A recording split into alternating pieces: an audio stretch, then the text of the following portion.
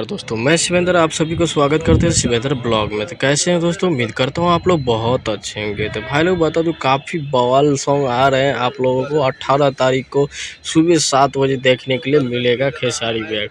गाने का नाम है पीले पिला दे। काफ़ी गजब का टाइटल है और काफ़ी मस्त सॉन्ग है। आप लोग थोड़ा सा क्लिप देखे होंगे। तो भाई लोग बता दूं, खेसारी भैया का फ्रेंड है तो वीडियो को एक लाइक कर दीजिए, साथ ही चैनल पर नया है तो चैनल को सब्सक्राइब कर लीजिए, ताकि हर अपडेट भोजपुरी का खबर आप लोगों को सबसे पहले मिले और मिलता रहेगा। तो भाई लोग हमारे चैनल पर जो भी आदमी आते हैं कि भाई वीडियो छोड़ के चले जाते, क्या दिक्कत है भाई?